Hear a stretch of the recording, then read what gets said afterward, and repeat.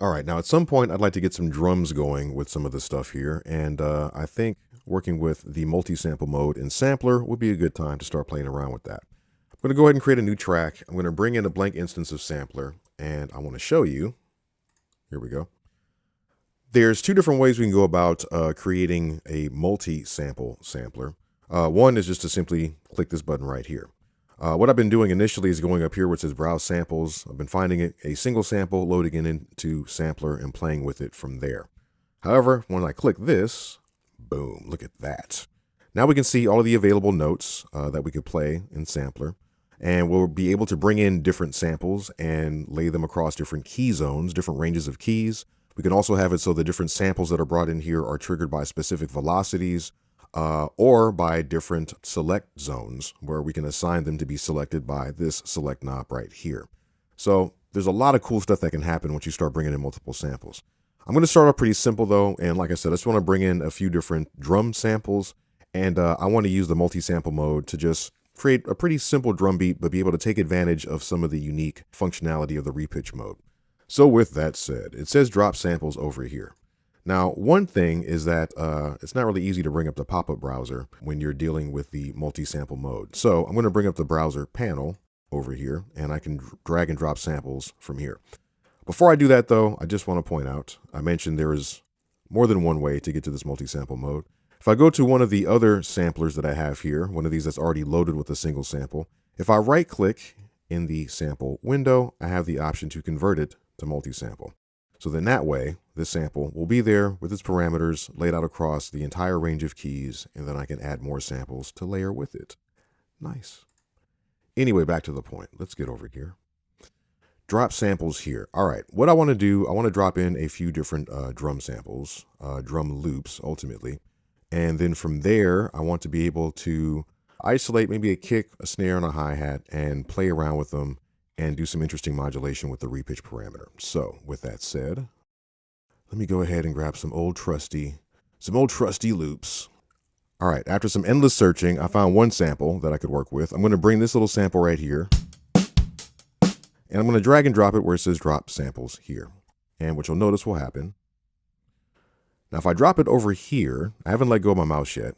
You can see right now there's a big, huge gray block that's showing up in the middle. And what this will do is it'll place this sample across the entire range of keys and also make it so that it'll be triggered by the whole range of velocities, velocity 1 to 127. Now, while I'm still holding onto the mouse, I haven't dropped the sample yet. If I was to drop it in here, you can see now it'll land on a specific range of keys, and that range of keys gets more narrow as I drag my mouse down and wider as I drag it up. All right, so if you already have an idea of where you want to place this, what kind of key zone you want, then you can just drop it in here. For now, I'm going to go ahead and drop the sample here. All right, so if I play some notes on my keyboard. All right, so a couple things to point out. I'm in the repitch mode. The playhead is not frozen. We can see the sample parameters, some of the other parameters in this window here, since we are in the expanded mode. Let me make this a bit bigger. So key tracking is on. I don't really think I want key tracking on though, so I'm going to go ahead and disable this. The other thing is I don't really want this sample to be played across all the keys, because in this particular instance, I don't want to layer the samples on top of each other. I want to make it so that each note will play a different part of a sample, maybe even a different part of this one. So let me see. This note, there we go. So that's C2. So I'm going to narrow this range so that this key zone starts at C2. That's the note I'm playing.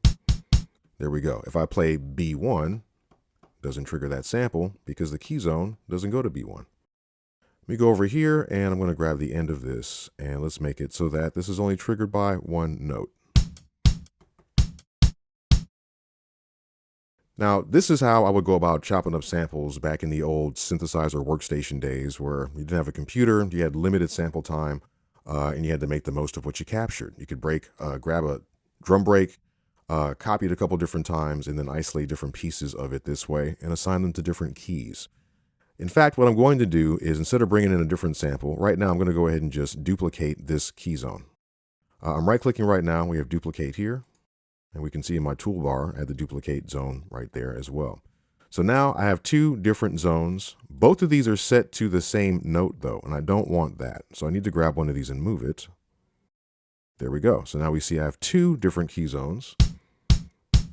And these are two separate zones that have separate parameters. I can go to the second one here, and I'm going to make it so that this one starts on the snare.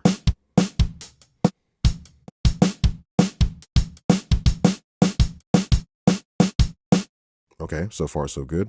I'm going to bring in one other sample here, something a little bit different, and I'm going to isolate a hi-hat from that. Let's see, how about, what is this? I have no idea what these sounds are. That says...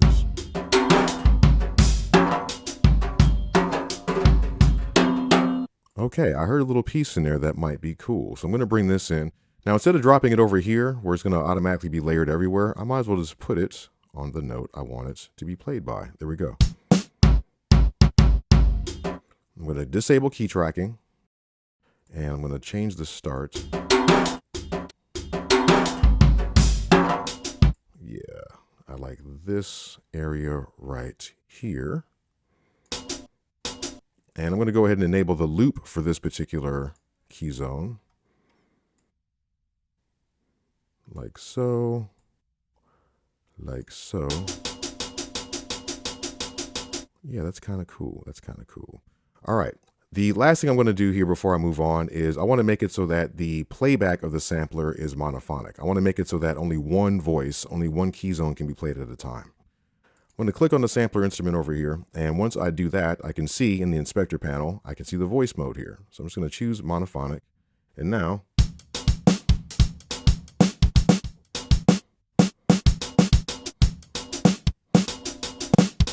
okay, so now I have those sounds there to play with. I'll trim them a bit more as I move forward, but now I can start to take advantage of some of the things in the multi-sample mode with my drums, and we'll explore plenty more ways to take advantage of it as we move forward in the course.